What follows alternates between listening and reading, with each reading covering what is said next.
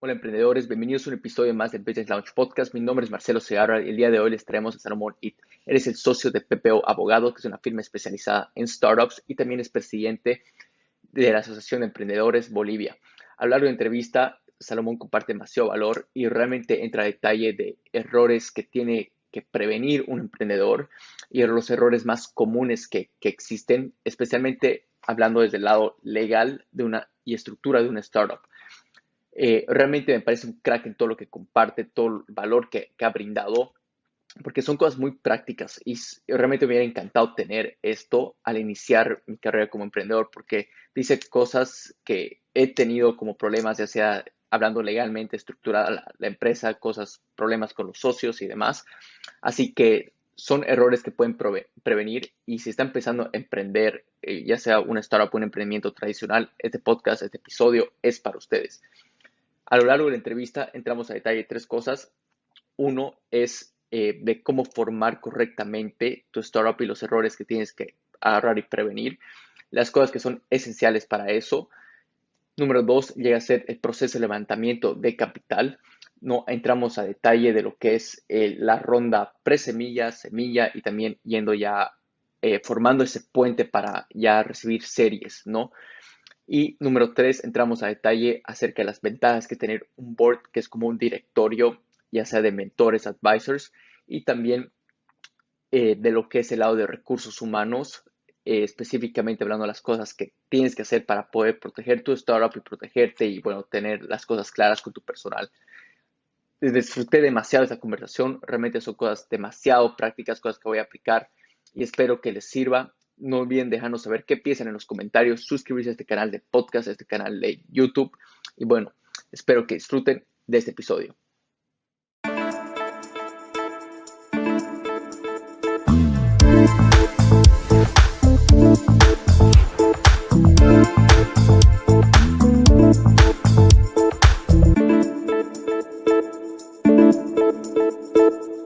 Hola emprendedores, el día de hoy les traemos a un invitado especial, su nombre es Salomón. ¿Cómo estás, Salomón? Bienvenido a Business Launch. Todo bien, Marcelo. Un gusto estar acá, más bien. Sí, gracias a ti, Salomón.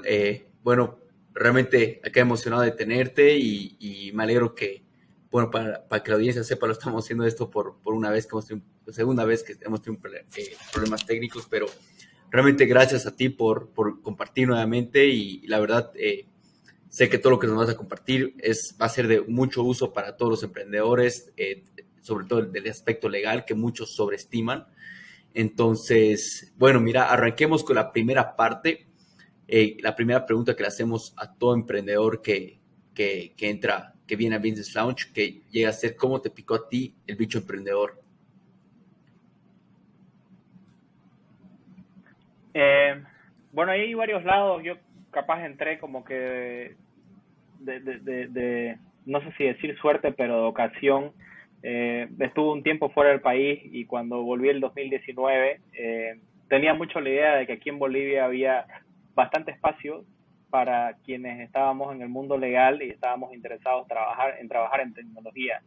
Entonces, con esa idea Ujú. retorné al país y fui conversando con algunos contactos que tenían startups, que tenían capaz empresas tradicionales que estaban explorando un lado un poco más tecnológico y se fue armando un grupo bastante interesante de personas con las cuales por ahí un poco mi hipótesis era tratar de entender cuáles eran sus problemas en general y ver cómo yo podía darles una mano solucionando algunas cosas en conversaciones, en charlas de grupos que armábamos cada tanto. Y tuve la suerte de conectar con personas muy interesantes, bastantes startups que ahora están levantando capital, que están en búsqueda de capaz vender su negocio. Entonces, con esa idea, eh, por ahí fue progresando naturalmente y de una manera orgánica se convirtió lo que ahora es la Asociación de Emprendedores de Bolivia, de la cual soy presidente. Y paralelamente trabajo con muchos de ellos desde mi firma, que se llama PPO Abogados, donde dirijo todo el departamento de tecnología y principalmente hacemos dos cosas. Uno, como ya mencionaba, trabajar con startups. Trabajamos con alrededor de 30 de ellas en el país. Y por el otro lado, empresas tecnológicas globales, por así decirlo, que de una u otra manera tienen operación en Bolivia. Entonces, eso era bastante Ujú. nuevo. La gente que por ahí me escuchaba que volvía al país, pensaba que estaba un poco loco, peor por la época, y que también no podía o no era tan fácil, digamos, que eso sea un negocio, que mi pasión por este tipo de cosas se vuelva un negocio, pero por suerte 3 años después creo que ya es algo mucho más común en Bolivia, no es una idea de unos cuantos, sino que hay mucha gente joven que quiere meterle a este lado del emprendedurismo y hay cosas interesantes pasando en el país, así que nada, creo que esa es un poco la historia de la firma, un poco la historia de la Asociación de Emprendedores y cualquier cosa podemos expandirlo un poco más. Claro, quisiera entrar acá porque creo que bueno, puedo resonar bastante con lo que dices y compartiste, porque cuando yo igual estudiaba en Estados Unidos, en la Universidad de Miami, y luego estaba en un dilema de si volver o no volver, bueno, a Bolivia, a mi país, que es como tu home country, que muchos latinoamericanos me imagino que pasan por lo mismo, ¿no? Y sobre todo si quieren emprender. Quisiera un poco entender ese proceso que tú has pasado, un poco ver qué era lo que estaba en tu mente, qué cosas has evaluado, por qué has visto realmente Bolivia en este lado como una oportunidad, sobre todo hacia el lado legal tech, se podría decir, ¿no? Que has empezado a ver un hueco súper grande, una brecha súper grande, ¿no? Entonces, quisiera un poco entender ese proceso, cómo lo has evaluado y para qué factores han sido determinantes para que tú te vengas. Claro que sí. Mira, por ahí, digamos, mi ambición como persona y capaz como profesional era llegar lo más alto que podía dentro de mi rubro, que es legal. Entonces, tuve la suerte de que me admitan en una universidad de California que se llama Berkeley, que es bastante reputada por temas tecnológicos, inclusive tiene el mejor programa de Estados Unidos sobre propiedad intelectual. Y vivir un poco ese ambiente donde te subías a un Uber y por ahí te encontrabas a personas que estaban trabajando en Google, en Facebook, o por ahí en startups que ni siquiera habían yo escuchado por lo menos y obviamente tenían 100, 200 empleados, varios millones de capital ya levantado, entonces era como que emocionante ver todo eso, y perdón, eh, Claro, era emocionante ver todo esto del ambiente que se vive ahí y pensar un poco cómo yo podía ser parte de esa dinámica. Entonces, después tuve también la oportunidad de trabajar en Nueva York, donde trabajaba haciendo cuestiones relacionadas con Latinoamérica, levantamiento de capital, financiamiento de proyectos, principalmente todo relacionado a financiamiento. Y en cuanto pasó algún tiempo, como que me comenzó a entrar esa idea que en Bolivia, pienso yo, digamos, es el país de las oportunidades, en el sentido de que muchas cosas no se han hecho. Por ahí, cualquiera que escucha esto diría, pero claro, aquí es mucho más difícil de hacerlas. Y de cierta manera sí, pero de cierta manera yo tenía la convicción de que en realidad si tenía un enfoque diferente, iba a ser, no sé si más fácil, pero iba a ser factible. Yo buscaba por lo menos lograrlo en ese sentido, ya después iba a ver si me iba bien o no, pero sí poner un pie. Entonces, con esa idea volví, por suerte tenía muy buenos amigos que obviamente ellos habían hecho las cosas bastante bien y estaban con proyectos interesantes, o bueno, personas con las que conversarías y dirías, oye, ¿con quién puedo charlar sobre este tipo de cosas? Y armar ahí como una red que se encuentre la gente y converse de este tipo de problemas. Entonces, más que nada, e inclusive tuve esa conversación también con gente de Estados Unidos, cuando yo le mencionaba que parte de mi trabajo cuando estaba en Bolivia era relacionado a inversión extranjera, y me mencionaban que seguramente era un trabajo muy difícil porque convencer a la gente de que invierte en Bolivia a ellos les parecía complicado. Entonces, a mí al revés, es decir, Bolivia tiene condiciones particulares y hay un apetito de inversión particular para ese tipo de riesgo. Es como todo en el mundo una cuestión de oferta y demanda, y hay quienes tienen mucha más tendencia a invertir en países como Bolivia y hay gente que prefiere por ahí estar en Suiza nada más. Y Latinoamérica claro. el 2022 es como que el foco, creo yo, del mundo de este lado, por lo menos, porque ha cuadriplicado el nivel de inversión en temas tecnológicos que antes había.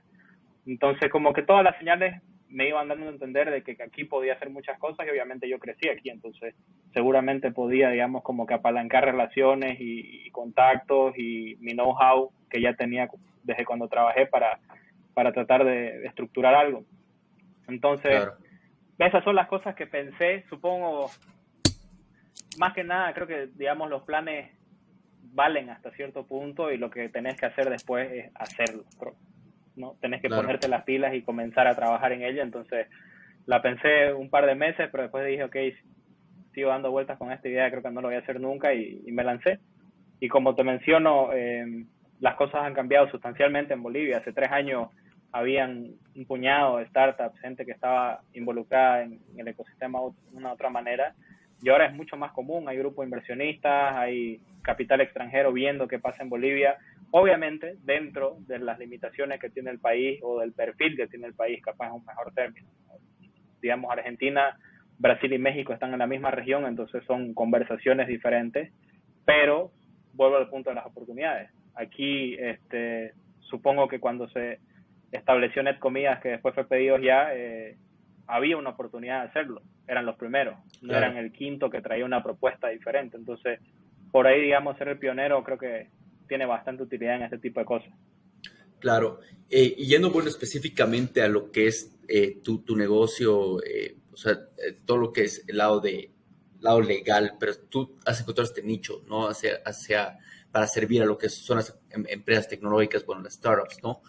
Y bueno, quisiera un poco entender, cuando tú recién llegaste, cuál era el movimiento en cuestión de startups. Creo que ni siquiera era un término que se utilizaba mucho en Bolivia. Quisiera ver un poco de esos retos que has tenido que pasar, y también del mismo hueco, porque me imagino que no había otras firmas quizás en ese entonces que servían este tipo de cliente, ¿no? Entonces quisiera un poco entender cómo era el contexto en ese entonces, llevarnos quizás un par de años atrás. Claro. Capaz comienzo por ese último punto que mencionaste. Yo creo que sí había gente interesada, pero gente interesada más como una declaración de intenciones. Este es un Ya, trendy topic. Digo que lo hago, pero realmente no estoy involucrado. No conozco a la gente, no conozco sus problemas. Y si bien por ahí tendré contacto con algunos, los atiendo como tradicionalmente se atendían clientes dentro del mundo legal en Bolivia. Y ser joven creo que es una ventaja súper grande. Es decir, yo creo que tenía una perspectiva bien diferente y la primera premisa que tenía era, tengo que conocerlos y saber qué les preocupa, qué les emociona y cómo están las cosas. Ellos me van a decir a mí y yo no les voy a decir a ellos, porque obviamente ellos claro, viven cotidianamente ese mundo y creo que eso es lo más lógico, ¿no? O sea, el sentido común se me hace. Entonces, cuando comencé esto, habían bastante, no sé si dificultades, porque sí sentía mucho entusiasmo, la gente estaba convencida de que eventualmente iba a pasar algo acá, pero también habían cuestiones como que no era muy grande el conjunto de personas que estaba en este movimiento, entonces todo es una cuestión de momentum o de impulso, ¿no? Mientras más gente está interesada y mientras mejor salen las cosas o se muestra que esto de verdad puede ser un tipo de negocio viable en Bolivia, vas claro, atrayendo cada vez más gente que cree en esto y se va volviendo algo mucho más cotidiano y común hasta lo que tenemos hoy, que no sé, por ejemplo, hace poco Yaigo tuvo un exit con esta empresa venezolana Yami, que era parte de Y Combinator el año pasado. Entonces, esas son cosas que antes no pasaban y hay un montón de startups perdón, al principio no había muchas que estaban levantando capital.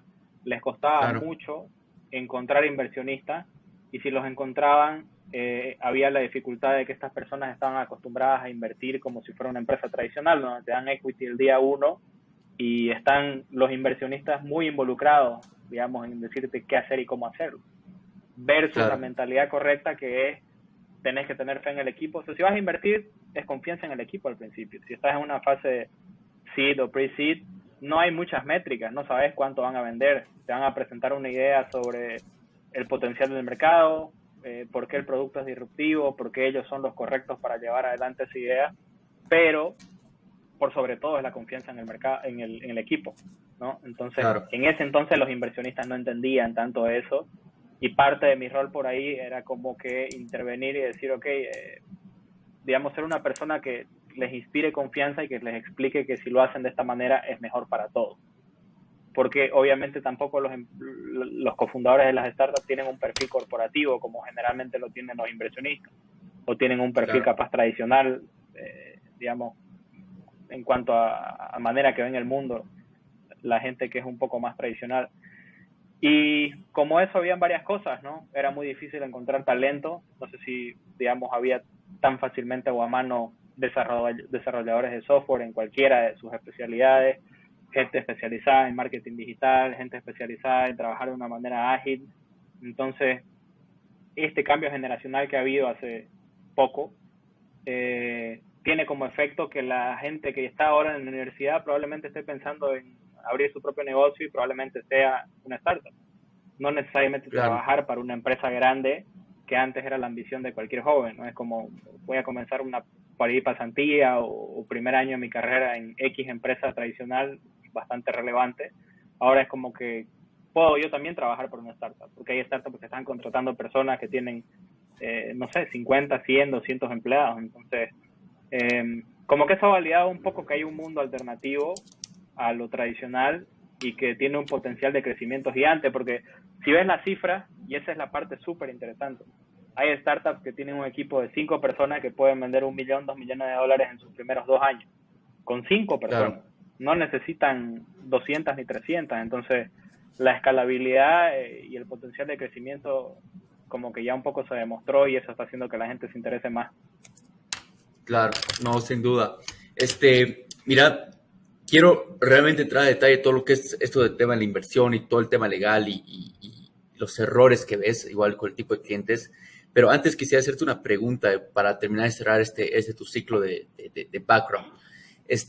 Tú actualmente eres el presidente de la Asociación de Emprendedores. Quisiera ver un poco cuál ha sido tu motivación de formar parte de eso, volverte presidente y, bueno, jugar un rol importante en lo que llega a ser esta asociación, ¿no? Entonces, quisiera un poco entender eso, qué es lo que te motiva en esa parte igual. Claro, perfecto. Mira, lo que me motivaba por sobre todo era la gente que me rodeaba. O sea, era increíble el nivel de sofisticación y el potencial de las ideas que tenían y yo creía que eso, digamos, no me voy a meter mucho porque no hay que les aporte o cómo pueda yo intervenir. Creo que era como un approach más hands-off, como le dicen. Pero sí estaba convencido de que tenía que haber por lo menos un espacio para que la gente le dé un poco más de estructura a sus negocios, ¿no? Y todos ellos, o la mayoría de ellos por lo menos, tenían problemas en común. ¿Cómo establezco legalmente mi empresa? ¿Qué puedo hacer para contratar personal? ¿Bajo qué términos puedo recibir inversión? ¿Cómo sería conveniente? ¿Quién conoce a quién? Todas esas cosas no estaban siendo como que no hay una plataforma para que eso suceda, ¿no? Entonces creo que esta iniciativa de la Asociación de Emprendedores fue juntar gente que tenía una mentalidad y un objetivo en común, que era trabajar en tecnología en Bolivia, porque a pesar de ser una asociación de emprendedores, ese es nuestro principal foco. Es como nuestros early adopters son cofundadores de startups, que después obviamente tenemos un montón de gente que trabaja en negocios tradicionales o tiene empresas tradicionales, perdón, pero sí es como que nuestros primeros digamos, creyentes fueron los cofundadores de las startups. Y ahí lo que ellos encontraron fueron, por ejemplo, hay inversionistas que son parte de la asociación, que invirtieron en startups que son parte de la asociación y se conocieron ahí, o si no se conocieron ahí, por lo menos uno trajo al otro, por el gusto, digamos, de ver que había un grupo de ese tipo. He visto también que hay mucha gente que contrata a personas que ha conocido dentro de ese ámbito. He visto gente que termina trabajando de una u otra manera, no necesariamente contratarlos como empleados, sino tipo como socios, como proveedores, como cualquier cosa que te puedas imaginar que agregue valor entre ellos. Entonces, eso creo que es un punto súper importante porque una de las premisas de la asociación es que la gente sea lo más exitosa que pueda ser. No hay, digamos, otra mejor manera de explicarlo. Tenemos que tener la habilidad de producir mejores y más startups. Y obviamente que eso tengan hitos y cosas tangibles como levantamientos de capital, como ventas de empresas tradicionales o capaz alguien que quiera aterrizar en el país y diversificar su negocio, incluyendo a Bolivia. Y el otro lado es mucho más enfocado a participar en políticas públicas, porque la misión principal de la Asociación de Emprendedores es hacer que emprender en Bolivia sea más fácil. Y hay una serie de dificultades y nosotros creemos que hay que ser positivo o propositivo y no necesariamente por ahí un discurso más habitual que se escucha en Bolivia que todo es difícil. No todo es difícil, exacto. Y muchas de esas cosas tienen soluciones y muchas de esas soluciones son relativamente pequeñas y suficientemente simples como para que se puedan hacer y tengan un cambio bastante positivo, ¿no? O sea, un impacto alto. Entonces, Y creo yo que la manera de resumir son esos dos lados, básicamente. ya, buenísimo. Y hace unos minutos mencionabas que emprender en Bolivia tiene sus dificultades. ¿Cuáles son estas dificultades que te refieres? Eh, ¿Y cómo ven ustedes que va mejorando esto igual? Eh, yo creo que principalmente tenemos que mejorar en la facilidad de hacer negocio.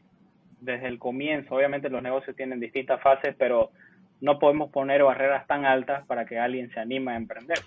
Porque si Claro, te pones a pensar en cifras, en Bolivia en promedio, según un estudio internacional que un poco validó esto, es que a un boliviano le cuesta el 20% de lo que ganaría un año en salario poder tramitar legalmente su empresa, solo para empezar, ni siquiera para operarla, digamos, los primeros 3 meses, por decirlo. Entonces, eso en otros países equivale a un 3% de tu sueldo anual. Entonces, la barrera es como que, ok, gasto 3 meses de sueldo de este año en tratar de armar algo para ver si funciona y después transicionar, o en otros países es gasto el salario de 2 semanas para animarme a esto, ¿no?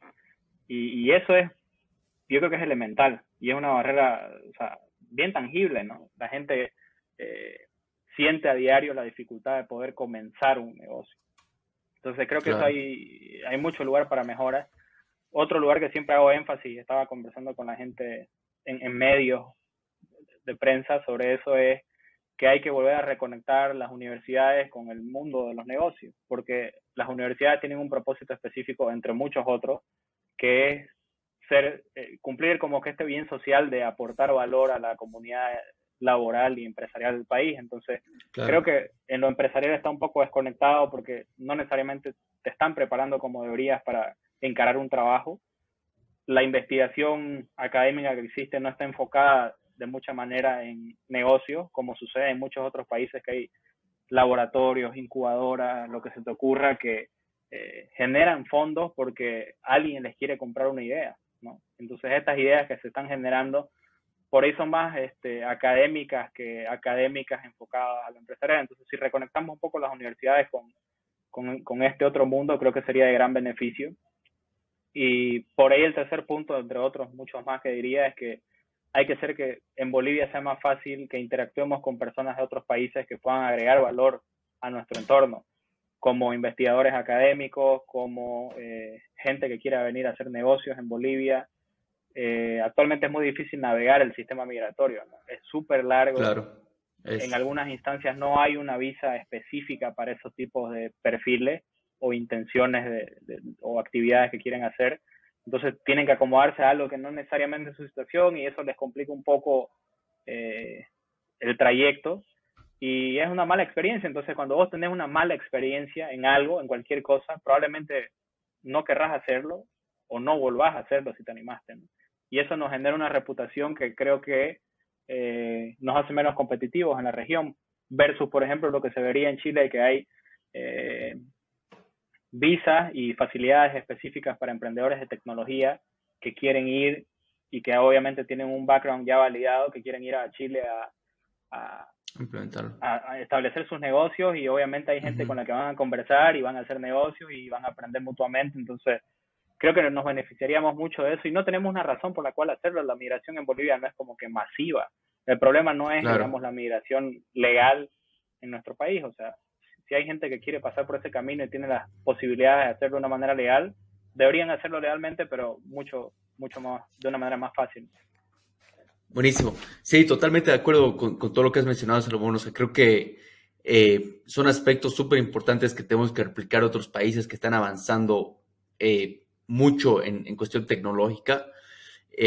Tal como has mencionado el ejemplo de Chile, me parece, o sea, lo que sugieres y también ahí vi ese artículo tuyo en cuestión de reconectar el tema de universidades. Creo que es un ecosistema súper importante para que igual personas que están saliendo de la universidad tengan intereses no solamente de agarrar a emprender, pero creo que igual de colaborar en una startup, ¿no? Creo que eso es algo que se tiene que ver y poder formar impacto a través de ellas.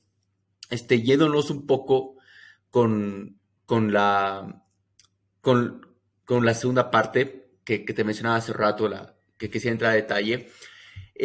Uno Uh -huh. es en cuestión del ecosistema de que hay en Bolivia. Y mencionabas ya hace unos minutos atrás el tema de la educación que tú has tenido que dar a ciertos inversionistas y, bueno, explicarles un poco acerca de todo esto, ¿no? Entonces, quisiera un poco entender cómo lo ves ahorita el ecosistema que ha ido evolucionando en cuestión de inversión, en cuestión de la educación, y también luego entender tanto la educación que vas y das hacia el lado de tus clientes específicamente, que llegan a ser los fundadores, y qué errores ves ahí con ellos, ¿no? En el sentido de que les falta aprender acerca ya sea de este mundo VC, que es del capital, ¿no?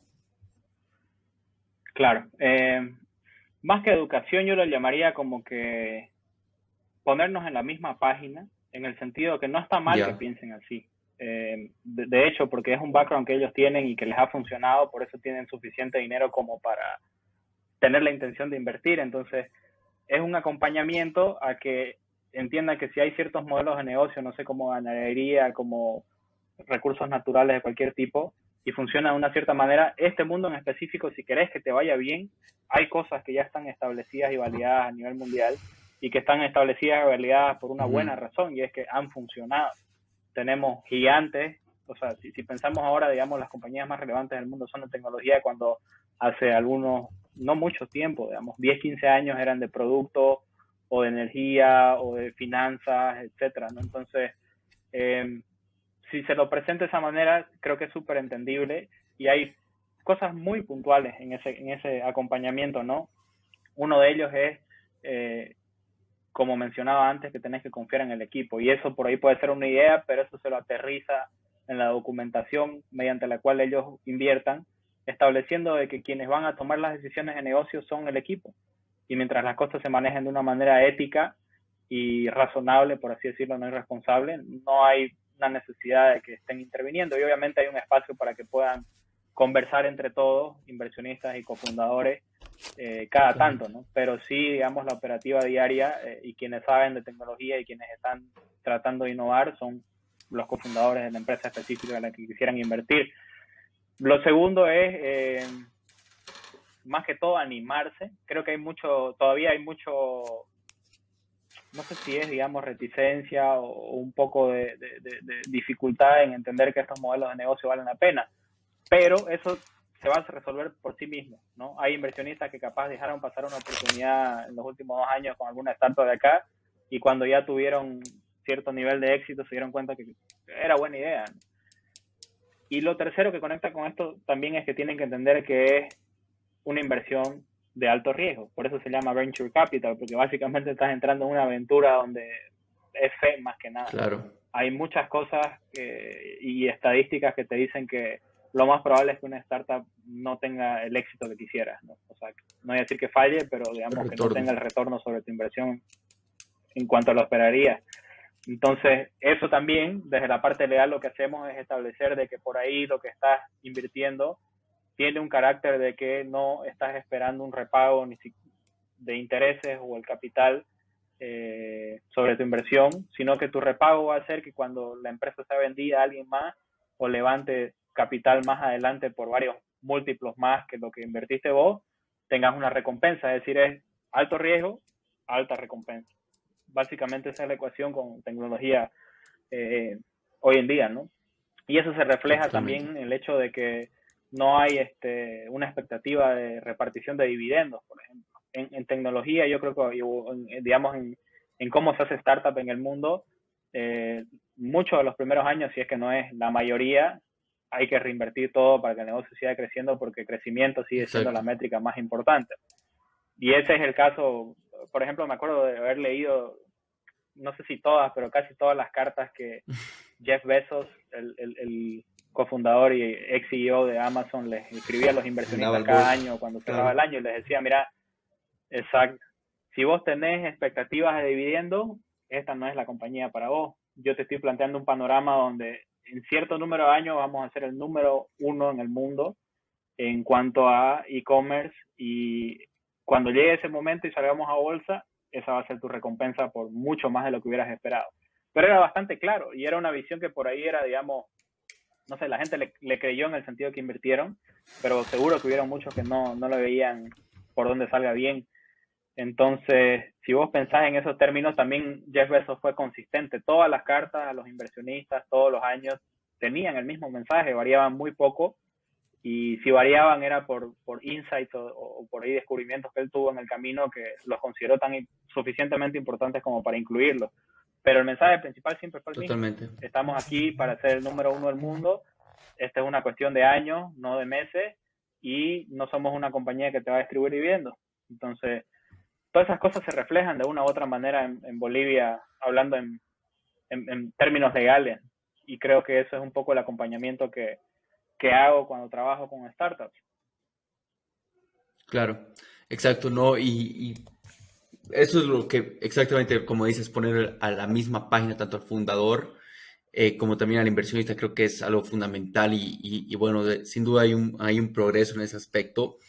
Y tal como, o sea, para la audiencia que está escuchando, ¿no? Para los fundadores que están pensando entrar a una startup o levantar capital, ese ejemplo de Jay Bezos creo que es clave en el sentido de ser totalmente transparentes con lo que es tus inversionistas, ¿no? En el sentido de, y justo no me acuerdo en cuando escuché esto, creo que era un evento de Originites que Ariel Valverde, del fundador de Yaigo, agarró, nos compartió de que eh, justo él está conversando con un inversionista y él igual está interesado de cuándo iba a tener retorno. No directamente preguntándoles en el sentido de, estamos dispuestos a invertir, pero ¿qué momento nosotros vamos a tener el ROI? ¿Cuánto va a ser? O sea, ya teniendo esas especificaciones. Y lo que me gustó de esa parte, cuestión de lo que Ariel compartió, es de que simplemente ahí no puedes, es muy duro cambiar el mindset cuando un inversionista ya entra de esa manera a querer ver cuánto va a ser el retorno, porque invertir en una startup, tal como has mencionado, por eso se llama venture, porque es como una aventura en cuestión de todo el capital que inviertes y que una de cada 10 startups, y es más, quizás el porcentaje sea mucho menos ahorita hablando de Bolivia, Latinoamérica como tal, pero bueno, técnicamente eso, ¿no? En cuestión de la lección de Ariel, era de que tenemos que fijarnos muy bien en cuestión del inversionista para poder evaluar eso, ¿no? Que sin duda si el inversionista ya está entrando con eso, simplemente no es un inversionista que se va a alinear a la visión de la startup y simplemente va a tener esa tensión encima tuyo siempre, ¿no? Yéndonos un poquito ya a la otra parte, quisiera un poco escuchar tu opinión o bueno, ver de acuerdo a lo que tú ves con tus clientes acerca de qué errores ves en el aspecto legal, principalmente recorriendo de la parte del principio en cuestión de una startup, que es la formación de la startup, donde ya sea qué aspectos tienen que tener en cuestión la sociedad, qué tipo de formación, si es que piensan levantar capital igual en algún momento, que una gran mayoría lo va a hacer. ¿Qué recomendaciones darías tú para este tipo de fundadores, de acuerdo a lo que ves? Ahí hay varias. Mira, creo que capaz la primera que diría es, o voy a comenzar por el inicio, pero iba a decir sobre los inversionistas, no todo el capital que te puedan dar es buen capital, porque tenés que tener una buena relación y tienen que compartir tu visión. Pero eso pongámoslo en Exacto. pausa para un poco más adelante. Solo creía que era un muy buen punto el que hiciste, así que lo dejaba ahí en hold. Y Ujú. comenzando desde el inicio, yo creo que es súper importante que vean, en primer lugar, a la startup como una serie de fases, ¿no? Como todo tiene fases en su vida y la inicial no es la misma que la intermedia ni la madura o avanzada. Entonces, si pensás en cuanto a la fase inicial, debería ser la idea. Debería primordialmente estar enfocada en desarrollar por ahí un plan de negocio o el formato que le querrás dar, que hoy en día hay miles, pero básicamente tratar de articular cuál va a ser tu valor que le vas a entregar al mercado. Y eso está principalmente asentado en cuestiones que no son legales, ¿no? O sea, vos conversar con tus cofundadores, hacer un poco de experimentos para ver, o conversaciones para ver si la idea puede pegar o no, tratar de encontrar un poco de feedback de la gente que podría ser tu consumidor inicial, o como le llaman el early adopter. Entonces, Claro, eso, cuando ya estás convencido de que tenés algo más o menos, digamos, aterrizado, hay que animarse y lanzarlo, ¿no? Y ahí hay una serie de hitos que yo diría que determinan si deberías o no deberías formalizarte legalmente. Es decir, no porque arranques, sí o sí tenés que establecer, por ejemplo, en Bolivia una SRL o en Estados Unidos una LLC. creo que la manera correcta de pensar es que hay Totalmente. razones correctas y razones incorrectas por las cuales formalizarte. Entonces, las razones incorrectas es que la gente generalmente tiende a pensar que establecer una empresa, o sea, formalmente una sociedad, le va a dar seriedad al negocio entre los cofundadores. Y esto no es como Exacto. que el papel, digamos, te va a hacer que te tomes más en serio con quién estás trabajando. En realidad, supongo que tiene que ver un poco con el matrimonio, que no por firmar ahí el acta vas a comprometerte con lo que haya que hacer para que salga bien. Entonces creo que eso es una razón incorrecta. Después, la segunda razón incorrecta para establecer tu empresa creo que es estar listos para la inversión, y esa es la que más escucho. Por lo menos en Bolivia es súper común. Queremos hacer tal cosa para que cuando llegue el capital ya esté la empresa, no sé, Estados Unidos, que es el más común, puede ser otros lugares, etcétera.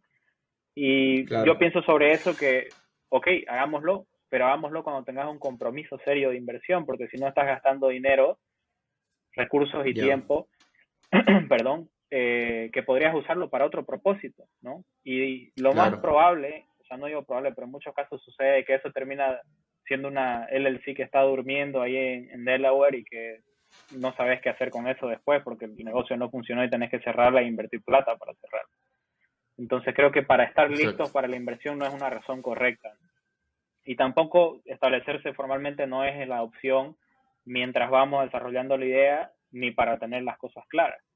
En realidad para eso existen otro tipo de instrumentos como los acuerdos de cofundadores, donde podés establecer pautas sobre cómo va a funcionar el negocio, qué responsabilidad va a tener cada uno y como que ir marcando un poco el camino de manera un poco más flexible que establecer una SRL, por ejemplo. Pero de ahí después de como que entender un poco las razones incorrectas, yo creo que las correctas serían que dos cosas, ¿no? Que querrás proteger ciertos activos o que querrás como que blindarte un poco de la responsabilidad personal que podrías tener hacia tu negocio. Y también creo que una tercera válida es darle formalidad porque es necesaria, ¿no?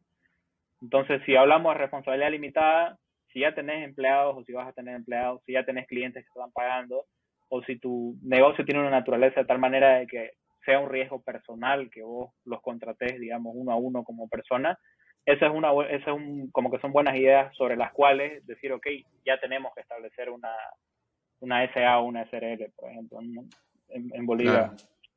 Esas sí creo que son correctas. Y hablando de protección de activos, si tenés, por ejemplo, no sé, cierta propiedad intelectual como marcas, como software o cosas del estilo que querrás proteger, lo más apropiado es que vaya a este vehículo, que sea parte de ese vehículo societario y que eso haga que sea transparente de que todos los cofundadores son dueños de eso y no, digamos, fulano que lo registra a su nombre y después ya lo cambiamos, ¿no? Creo que ese después lo cambiamos generalmente no sucede, o generalmente Claro. sucede muy tarde, o generalmente sucede con problemas. Lo mismo Exacto. son las cuentas bancarias. Usemos la de fulano hasta que alguien hasta que tenga cierta madurez el negocio. Tampoco llega a suceder y obviamente cuando es dinero es mucho más sensible.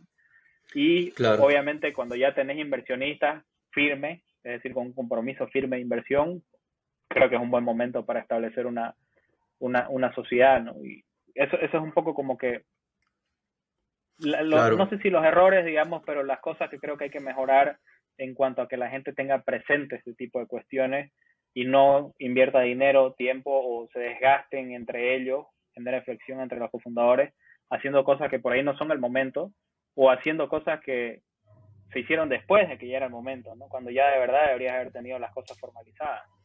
Entonces Exacto. creo que eso por El ahí timing son... es súper importante, ¿no? O sea, tener una educación sobre el timing y tal como decías, las razones correctas, incorrectas y poder evaluarlo.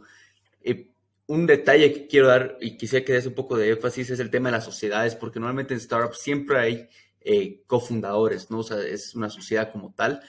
¿Qué recomiendas tener claro desde un inicio, ¿no? Porque ahorita estamos hablando quizás el momento de estar legalmente formalizada en realidad la empresa. Al inicio no lo es, ¿no? Pero tienen que validar muchas cosas. Pero ¿qué recomiendas tener en ese punto? Porque quizás no vale la pena, como dices, no pelear cuando no hay nada, pero sí quizás tener esas conversaciones claras. ¿Y cuáles serían esas conversaciones claras que tienen que tener claros los fundadores, emprendedores que están iniciando? Sí. Bueno, principalmente que sepan qué es de quién en cuanto a porcentaje de propiedad sobre el negocio. Tiene que haber, digamos, una transparencia absoluta en ese sentido. Y también en ese sentido yo recomiendo, no yo, digamos, ¿no? Recomiendo por lo que he leído, para no atribuirme de estas ideas, de Claro. que eh, lo más sano es que sean porcentajes iguales, a no ser que haya una razón específica por la cual no tengan un ¿Qué porcentaje razón igual sería todos. esta? Que alguien haya entrado después o que por ahí, digamos, haya un aporte significativamente mayor de un cofundador con relación a otro porque ya tuvo 3 empresas exitosas en el pasado. Esas cosas creo que son razonables y se pueden justificar fácilmente, ¿no? Y eso Ya. también tiene una incidencia en cuanto a si vas a charlar con inversionistas un poco más sofisticados. Eh, de hecho, que te preguntarían, ¿no? ¿Por qué alguien tiene 5% y es tu CTO y vos tenés 45% y el otro tiene, no sé, X, ¿no? Y el Claro. cuarto tiene otro porcentaje también un tanto mayor. ¿Por qué, digamos, han establecido las cosas de esa manera? Y lo vas a tener que explicar. Y si no hace sentido, la gente que tiene experiencia y es inteligente va a ver que hay grietas que en el futuro pueden jugar una mala pasada, porque si alguien es muy importante para tu negocio y solo tiene el 5%, pues capaz le conviene más trabajar para una empresa y no asumir este riesgo de varios años, probablemente con una compensación muy básica. Es muy cierto lo que dices, sí. Y aquí entra en juego lo que es el sweat equity, ¿no? Puede entrar igual el sweat equity en juego de algunos emprendedores, porque a veces depende mucho el escenario, pero puede entrar en juego el sweat equity y quizás que un fundador ponga más capital o ponga un fundador capital, digamos, por lo menos al principio que toda empresa es bootstrap, ¿no? Y es la realidad para Latinoamérica como tal. Son contadas las que reciben cierta inversión previa. Yéndonos un poquito a esta parte ya que es la parte, que es una parte de vida, una startup un poquito más avanzada, ¿no? Pasa el tema de la formación, asumiendo el escenario que van por el tema de levantar capital, ¿qué recomiendas que tengan estas personas, o sea, en cuestión de tema legal, asegurada o formada?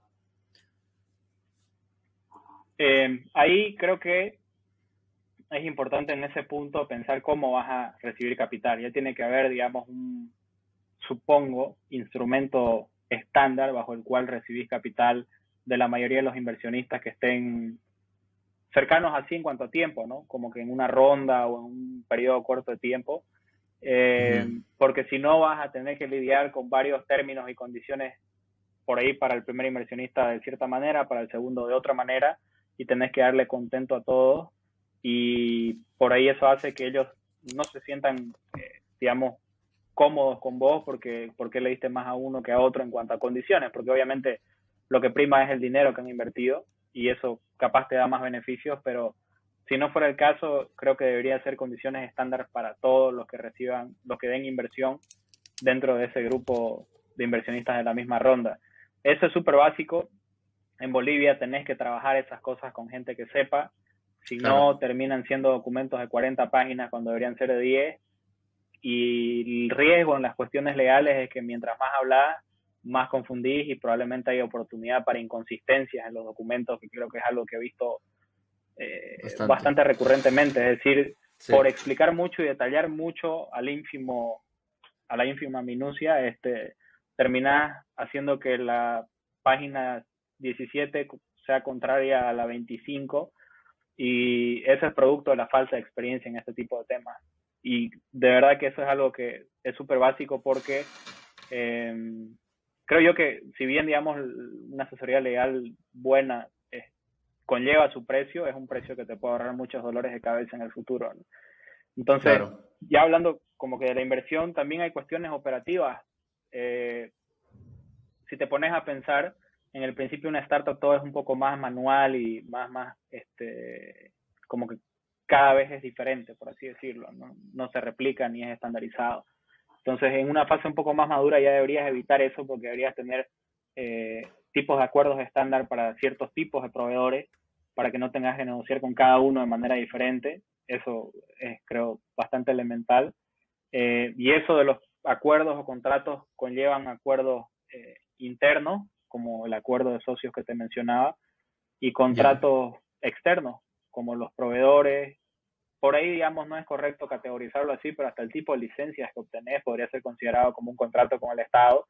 Entonces, también tenés que encararlo como algo con bastante seriedad, ¿no? Si tenés un modelo de negocio que está basado en vender productos alimenticios, pues tenés que tener esas licencias. Y todo esto, lo que te menciono, más otras cosas, hacen parte del concepto de investment readiness, es decir, tenés que estar listo para recibir inversión en cualquier momento, porque el rol también de los abogados en este contexto de compras de empresas es entrar, revisar la documentación y validar que todo esté bien, y si no está de la mejor manera o está mal, hacerle notar al comprador de que existen ciertos riesgos en comprar la operación o invertir en ese negocio, y que por ahí no terminen siendo una decisión de que no se invierta, pero se va a invertir a un precio menor porque, como todos sabemos, a mayor riesgo, menor precio, ¿no? En cuanto a compras, digamos. Entonces, vas a dejar plata en la mesa por no tener la casa en orden, y creo que no vale la pena, digamos, pasar por ese momento. Entonces, los riesgos, los desafíos de escalar como startup son más bien estructurarte. Y justo el otro día veía un ejemplo súper interesante. Creo que era un tweet, y el tweet decía que si vos ves las startup top 10 de Estados Unidos ahora en cuanto a evaluación de la nueva generación, por así decirlo, de lo que serían unicornios en unos años, todo está pegado con duct tape, decía ahí, digamos, ¿no? Todo está pegado con caripicola, pongámoslo así, y el desafío, cuando ya recibís una cantidad de capital importante o cuando has crecido lo suficiente, es traer gente que le dé estructura a todo ese negocio. Al principio era como que crezcamos, validemos la idea, generemos revenue o generemos la métrica que sea necesaria. Por ahí, digamos, es una red social y no tenés revenue, tenés interacción con los usuarios. Pero de ahí a cuando madurás, la gente que está entrando a estas startups top 10 en Estados Unidos está entrando a trabajar en ponerle estructura a lo que ya estaba establecido antes, ¿no? Como que su mayor responsabilidad, por así decirlo. Y está bien que sea así. No debería ser diferente en Bolivia, pero hay que tener presente esta cuestión de la estructura, ¿no? O sea, hay que meterle y conseguir clientes, desarrollar relaciones con inversionistas, con el mercado en general, pero una vez sea suficientemente grande tu negocio, tenés que poner estructura, y parte de poner la estructura son las cosas que te he mencionado. Totalmente. Qué bueno, y la verdad me alegro que como lo has compartido, realmente lo has explicado, como decimos, con Chubis, para que puedan entender los errores que hay. Y bueno, realmente tener la casa en orden es súper importante para recibir capital, que es lo que muchos startups están buscando hoy en día. Ahora quiero tocar dos puntos importantes antes de pasar a la última parte, que son la serie de preguntas finales. Y esto se va a lo que es, se podría decir legal HR, ¿no? Es el lado, lo que es el legal de recursos humanos. Primero, algo súper común en el mundo de startups es dar acciones al equipo fundador, pero no son parte del equipo cofundador, ¿no? Técnicamente, empleados que han creído en la visión, pero quizás como cualquier otra startup no tienen capital para poder darles y les ofrecen acciones.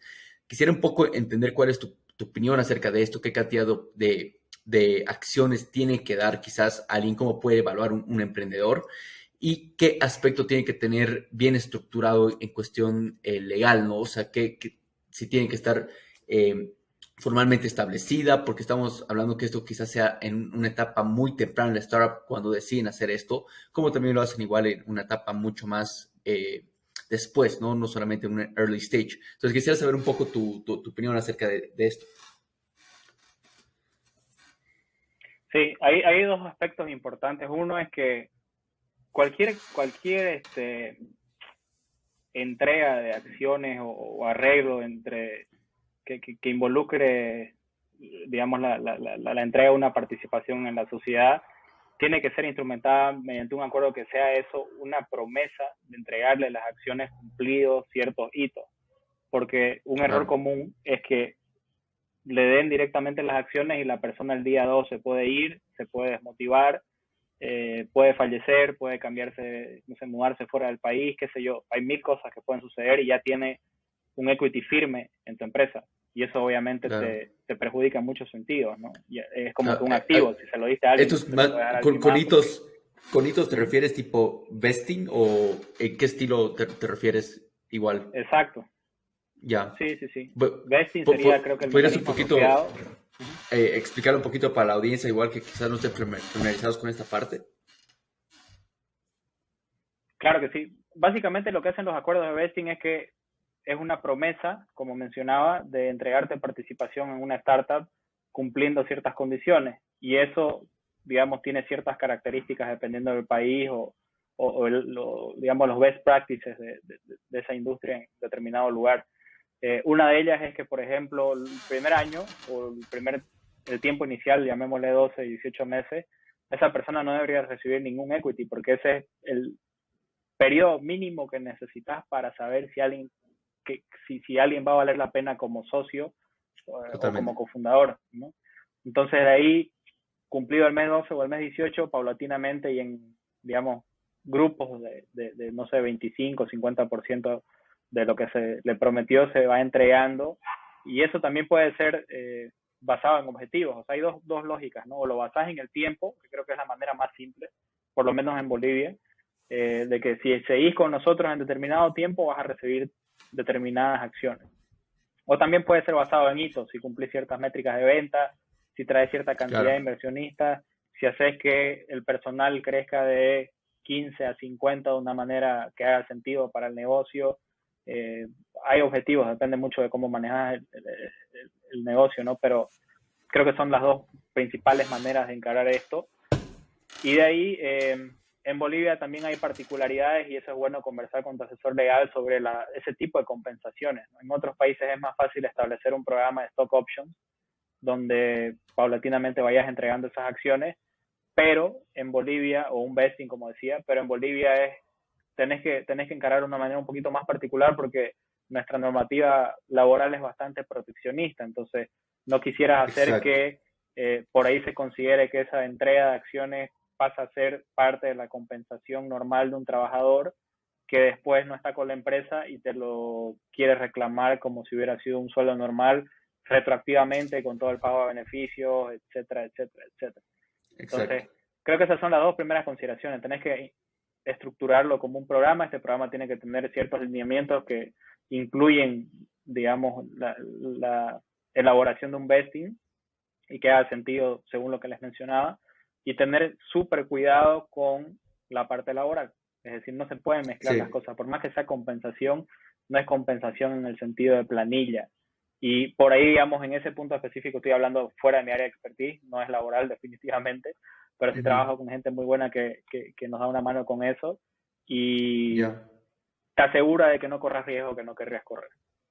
Sí, sí, sin duda. Y ahí sí va un poco la otra pregunta que te iba a hacer, pero la respondiste indirectamente, que llega a ser de todo lado de países, especialmente como Bolivia, que son bien proteccionistas hacia el lado laboral.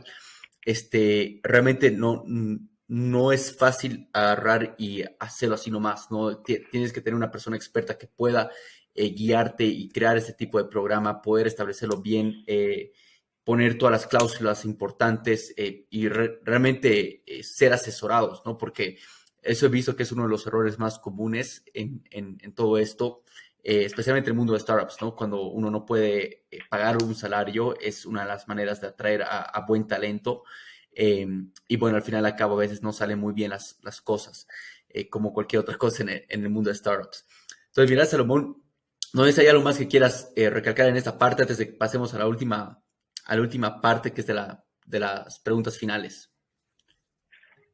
Solo sobre ese último punto que conversábamos, todo lo que, o en general la conversación entera que tuvimos para quien esté mirando, no es necesario que lo sepan, no está mal no saberlo, lo que sí es un poco complicado es no hacer el mejor esfuerzo o el esfuerzo más sistemático en entenderlo. Y para entenderlo puedes conversar Exacto. con gente como nosotros, digamos, que estamos metidos en esto. Si no, si has visto, digamos, que tenés amigos, que su empresa o su startup ya tiene 40 empleados, probablemente sepa un poco más sobre cómo encarar esto o te pueda conectar con alguien que sepa. Si tenés a alguien que levantó capital, pues obviamente esa debería ser la persona a la cual le pidas recomendaciones sobre qué hacer y no hacer. Entonces, trata de relacionarte Exacto. con personas que han hecho que eso suceda y siempre sé cortés y educado y respetuoso con el tiempo de los demás. Creo que con eso, que supongo que es básico, pero a veces se pierde, vas a conseguir Exacto. muchas cosas. Exacto. Buenísimo, buenísimo, Salomón. Mira, yéndonos a la última parte. Son preguntas súper cortas, las respuestas no necesariamente como tú quieras. La primera pregunta es, ¿cuál es tu lección o aprendizaje más grande?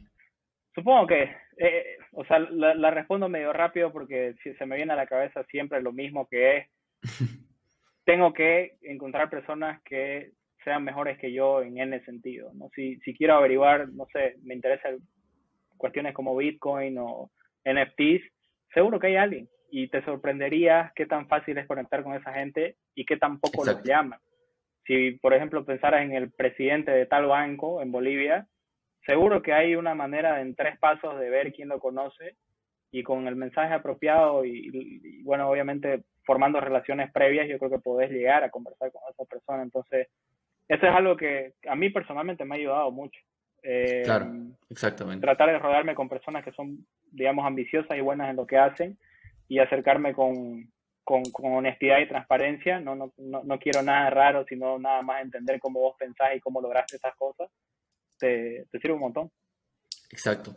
No, y es totalmente cierto. Y acá para recalcar y agregar un poco lo que dijiste, uno de los mentores me dijo, siempre estás a 3 personas de conocer a la persona que quieres, ¿no? Y poniendo en retrospectiva todo esto, realmente es así, ¿no? O sea, y me puse a pensar y es totalmente cierto. Y eso para que las otras personas sepan. Y hay varios libros que hablan sobre esto, sobre encontrar a la persona correcta en vez de tú averiguarlo, porque tú averiguarlo trae fallas, te vas a equivocar, vas a fracasar y lecciones caras a veces, ¿no? Entonces, realmente totalmente cierto en esa parte. Y el Y mejor unos, ejemplo es cosas como las que ajá, haces con vos.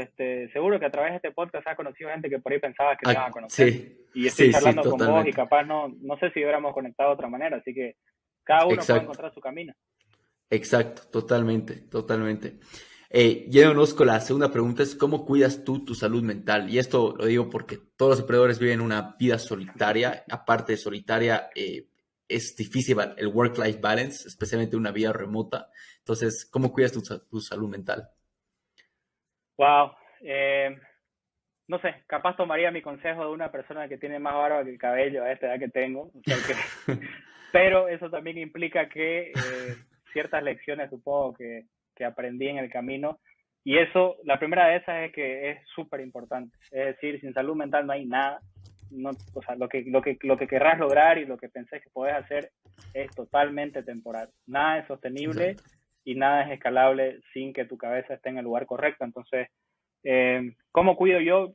exacto, Tal vez una manera por ahí un poco simple es que trato de evitar cualquier tipo de ruido mental que me pueda rodear, es decir, no me relaciono con personas que tienen actitudes que no me gustarían, porque ujú, probablemente las van a hacer conmigo, aunque no en mi delante.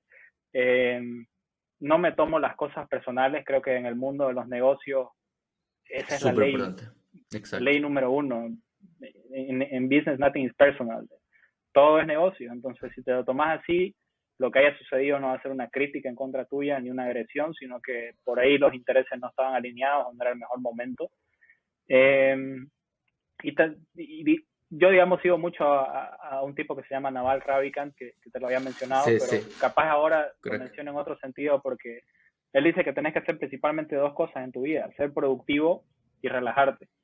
Ya vos ves cómo distribuir, digamos, tu Eso. balance entre esas dos, pero todo lo demás Ujú, no vale la pena. Eh, y creo que un poco hago eso, ¿no? Y obviamente siempre tener buenas intenciones con los demás y ser transparentes, porque eso te desarrolla relaciones a largo plazo y te evita dificultades y problemas con los que vas a tener que lidiar. Si vos te manejas de una manera transparente y ética, probablemente vas a tener una vida tranquila. O sea, yo hoy en día exacto, pienso que si alguien me llama o me escribe y me dice tengo que hablar con vos en mayúsculas, lo puedo llamar tranquilo. No pasa nada, exacto, por suerte, ¿no? exacto, totalmente. Es lo que dices, ¿no? Encontrar un yin yang, estar bien internamente para producir buenos resultados externamente. Y lo que me encantó y quiero que los emprendedores que estén escuchando, bueno, no solamente emprendedores, pero cualquiera, lo que has dicho, ¿no? De no tomar las cosas personal y saber de que tú no eres tu startup, tú no eres tu negocio, en el sentido de que si tu startup fracasa, tú no eres un fracaso, sino realmente, o sea, ha fracasado, ¿no? Entonces, creo que eso es súper, súper clave.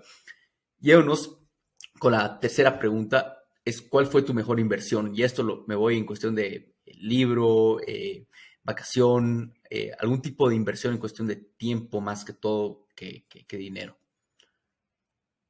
Sí, definitivamente libros. Es decir, libros en el sentido extendido, por ahí la palabra, porque hoy en día Internet es una librería.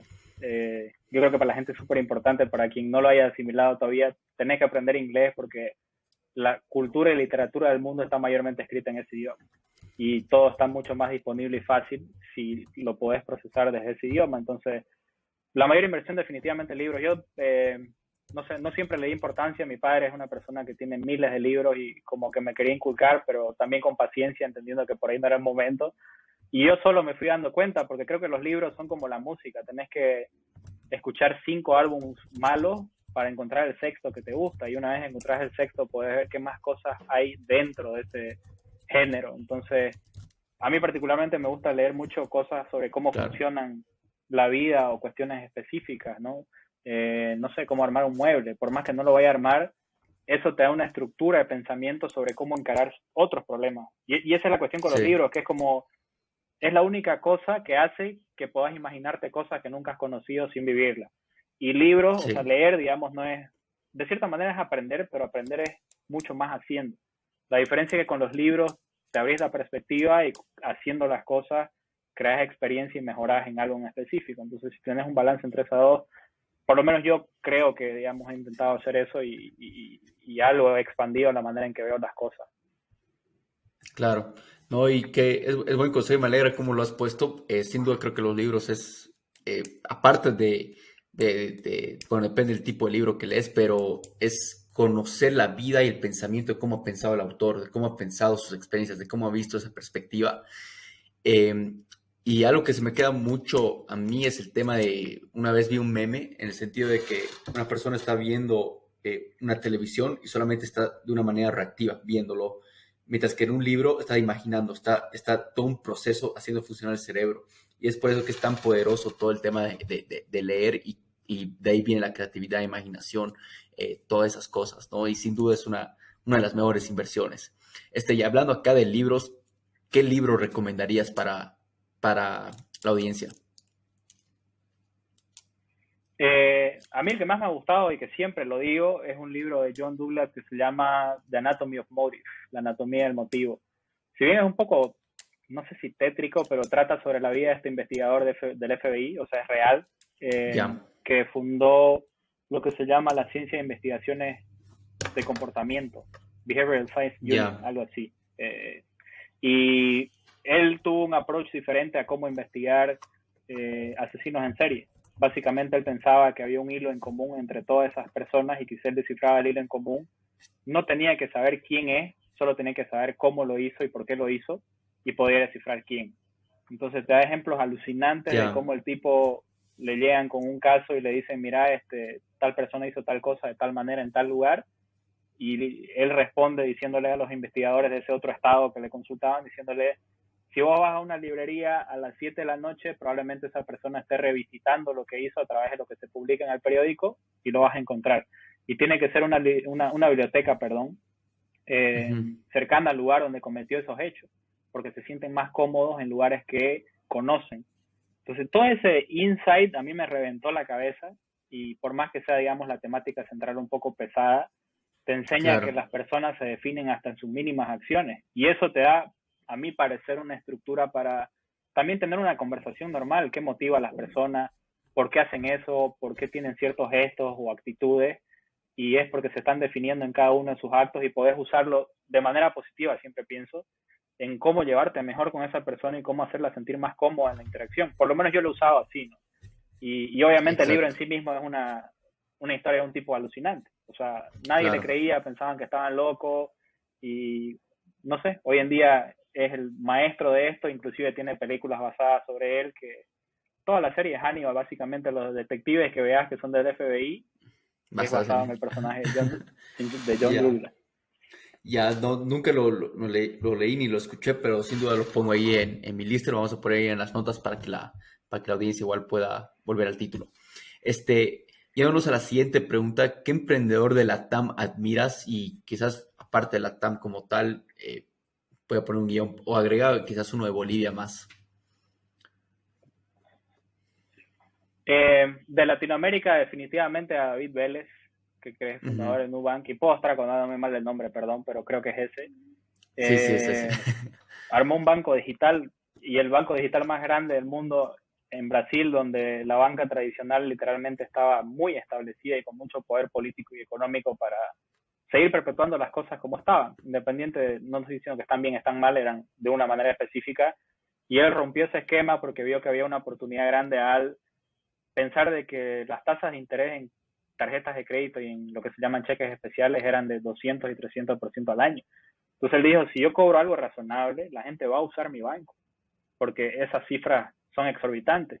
Y obviamente Claro, tuvo que haber tenido no solo la visión, sino el talento y la capacidad de vender su idea y de implementar su idea en un negocio que hoy en día vale múltiples billones, ¿no? Me parece alucinante exacto, como que es una cosa de locos cómo alguien puede ocurrirse esas cuestiones y encima hacerlas que sucedan. exacto. Y de Bolivia siempre digo que admiro un montón a varios emprendedores, creo que particularmente tengo muy buena relación con la gente de Tu Gerente, que es una startup que está basada en Santa Cruz y que están expandiendo operaciones a otros países. Siempre hemos visto como que las cosas de una manera similar, creo que encuentro en ellos un punto en común en cómo por ahí quisiera que sean las cosas en Bolivia, y creo que ellos están haciendo un muy buen trabajo. Y hay un montón de otra gente. Quien me vea no me odie porque solo podía decir uno, pero Claro, con cada uno creo que tengo una relación especial y admiración por sobre todo, porque la verdad que están haciendo muy buenas cosas en Bolivia. claro, claro. Y no, sin duda igual yo admiro mucho los de tu gerente y bueno, tuvimos algunos de ellos aquí en el programa. Espero tenerlos a los otros cofundadores en algún momento, pero bueno, eso. Yéndonos acá con la otra pregunta, y ya estamos acá llegando bueno, esta sería la penúltima. ¿Quién sería la persona que más influyó en tu vida? Uf, eh, no sé si puedo decir una, la verdad. Yo creo que un montón de gente, mi padre, mi madre, mi madrastra, mis Ujú. amigos, todos y cada uno me tuvo paciencia y supongo que me permitió como que ser la persona que soy, ¿no? Igual mi ciudad, yo crecí, nací en Santa Cruz y eh, soy un firme creyente de que tu ambiente te desarrolla y que muchas cosas son tu propio mérito, pero también un gran mérito de las personas que te rodean, la gente con la que trabajo en la firma, en la asociación de emprendedores. Tengo la suerte de tener socios muy buenos y nada, creo que por ahí es un poco cliché, pero sí, creo que digamos esa gente fue una muy buena ayuda para todo el proceso. Buenísimo. Sí, yendo acá a la última pregunta, este, ¿cuáles crees tú que serían unas características de un verdadero, en este caso, CEO? Mm, Te puedo decir las que he visto, ¿no? Obviamente uno puede admirar y capaz tratar de entender gente que a la distancia o leyendo, viendo cosas en internet, pero de lo que yo he Claro, visto es, tenés que ser un agregador de talentos de gran manera, o sea, es como que muy difícil, creo yo, la tarea de juntar un montón de personas, encaminarlas hacia el mismo objetivo, que ese objetivo también haga sentido para ellos, es súper importante. Y creo que, digamos, eso es lo primero que diría. Lo segundo es que tenés que tener la sí, capacidad de poder evangelizar o vender tu idea, ¿no? O sea, el CEO tiene el constante trabajo de convencer a todo mundo de que lo que están haciendo tiene un buen propósito y un buen fin, y eso implica a los inversionistas, a la gente que trabaja con vos, ya sean empleados o cofundadores, al público en general, a tus clientes por sobre todo, obviamente.